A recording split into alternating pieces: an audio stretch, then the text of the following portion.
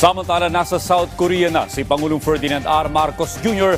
upang dumalo sa 2025 APEC Economic Leaders Meeting. Isusulong niya ang pagpapayabong ng ekonomiya ng bansa at inaasahang makahihikayat ng mas maraming investors. Dadalo rin ang Pangulo sa Leaders Dialogue kasama ang APEC Business Advisory Council. Yan ang ulat ni Kenneth Pasyente. Binigyang diin ni Pangulong Ferdinand R. Marcos Jr. ang kahalagahan ng pakikibahagi ng Pilipinas sa 32nd APEC Economic Leaders Meeting. Bukod kasi sa pagsusulong sa interes ng Pilipinas, lalo na sa usaping pang-ekonomiya, isusulong anya ng bansa sa mga sesyon ng APEC ang pagpapalakas ng ugnayan sa iba pang APEC members. Punto pa ng Pangulo, magandang plataporma ito lalo't malaking bahagi ng pandaigdigang ekonomiya ang binubuo ng APEC. We must recognize the immense economic gravity of the APEC region. It accounts for nearly 46% of global trade in goods and commercial services and generates roughly 61% of the total global GDP. This means that the growth and stability of this region are directly tied to the opportunities and welfare of all Filipinos. So given these high stakes, this gathering is imperative.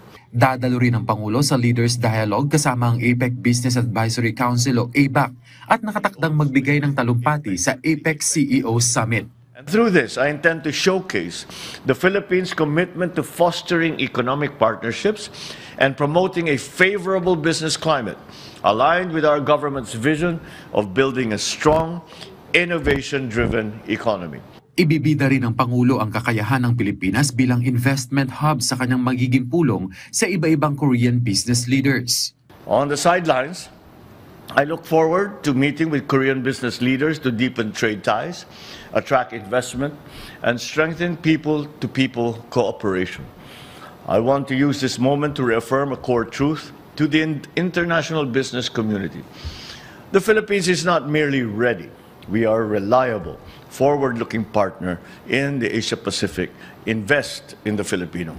Una nang sinabi ng DFA na 4 na outcome document ang maisasapinal sa 2 sesyon ng APEC Economic Leaders Meeting. Kabilang na riyan ang Leaders Declaration, gayon din ang 3 statement na sisentro sa artificial intelligence, demographic change at cultural and creative industries. Samantala, nabanggit din ng Pangulo ang pulong ni US President Donald Trump at Chinese President Xi Jinping. Malaki kasi anya ang epekto nito sa magiging takbo ng APEC Economic Leaders Meeting. The world is watching because this is the source of the largest shock that has entered into the world trade system.